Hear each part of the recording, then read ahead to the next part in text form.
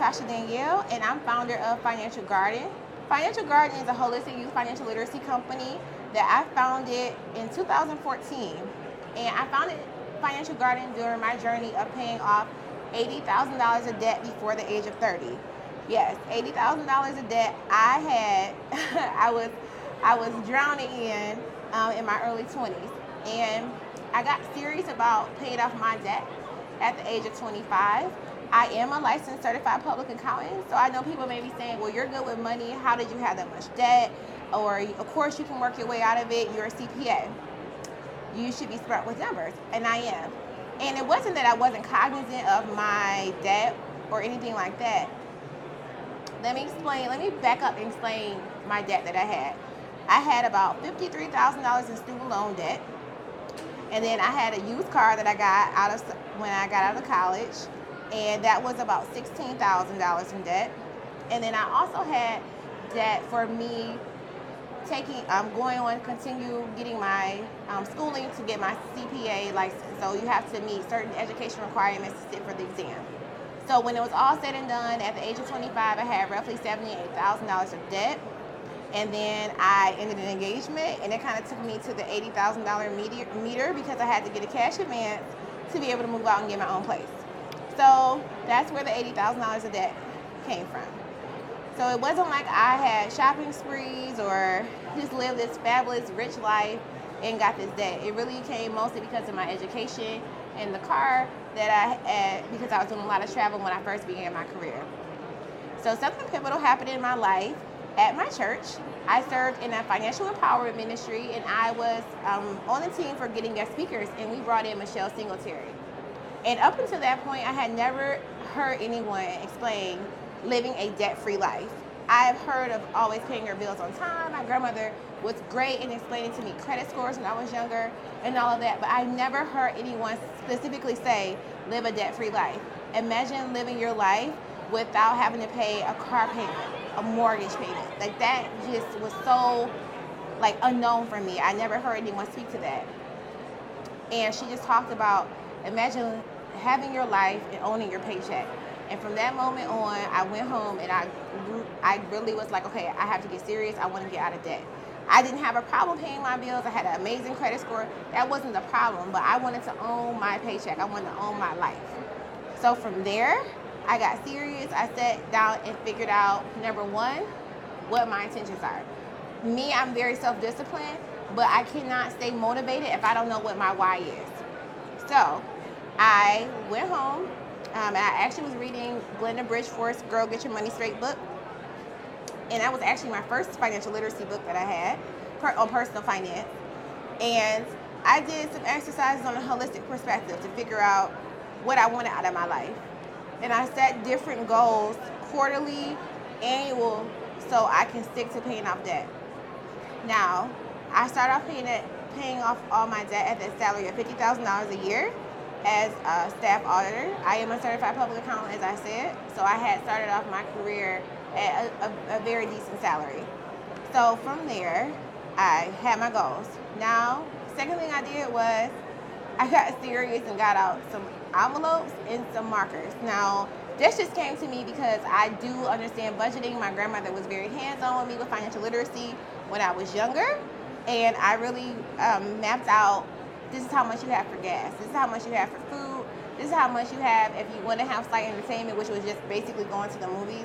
Like, I literally had an envelope for everything, except for me paying my rent. I did live on my own. I didn't have a roommate, so that I would keep in my checking account to pay my rent and pay my car payments or my actual big bills.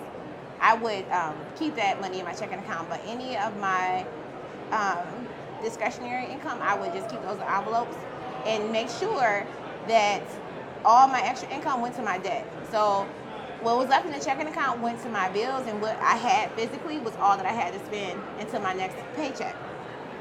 So I had a spreadsheet next that went through and timeline when all my debt would be paid off. So I went loan by loan. So I mentioned before I had $53,000 in student loan debt. I did not consolidate. I had federal and private loans, and I basically broke down how I was going to pay those out. So I did not consolidate any loans or any of my other debt I had as well. So that is the main reason why I was able to become debt free. Was number one, setting a goal. Number two, getting my envelopes and my markers out to mark on my envelopes. Three, getting strategic with how I was going to pay off my debt. And I listed my debt smallest to largest. I did do the snowball effect to keep me motivated to pay those debts off. First 3 steps. And then I created travel rewards for myself when I paid off a student loan. So my smallest student loan, I want to say was like $1,500 or $2,000. I can't really remember off the top of my head. But once I paid that loan off, I went to go visit my friend in New York. She lives right outside of New York. She lives in Jersey. And I was able to find a cheap flight and stay with her for free.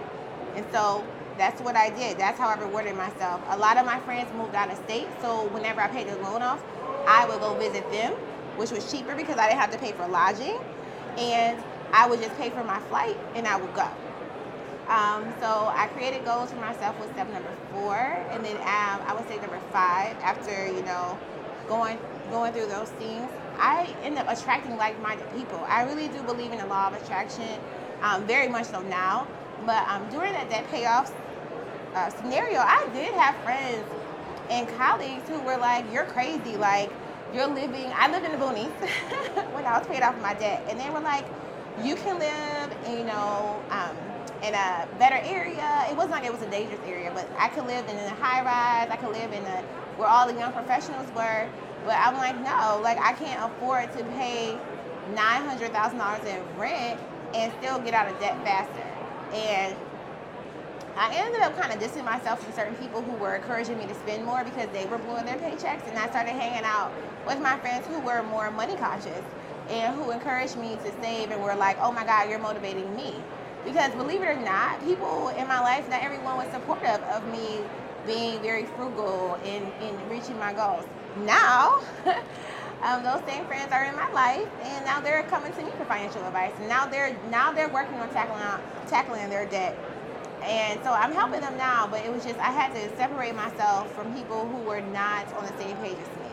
Not anything like drastic, like, "Oh my God, I don't want you in my life." It was just kind of like you kind of spend more time with people who are on the same wavelength as you. So I started declining brunches, Sunday brunches. I started declining the expensive happy hours that turned into expensive dinners. I kind of stopped doing those things. So hopefully those steps will help you and help you get on the track to reaching your financial goals. It is possible. I was fortunate to start with a great salary, but I am single with no kids, so I was in a very high tax bracket. So now all my income was coming to me, and I do have, at the time, I did have health concerns. So that did prevent me from having like low health insurance plans and stuff like that. So just because I was single with no kids and I had a very good income starting off, I did have other barriers to me being able to pay off my debt faster than what people may have assumed because of my salary and not having kids. If you have any questions, email me at tasha@financialgarden.net and leave any comments below and share if you care. Thank you for watching. Bye.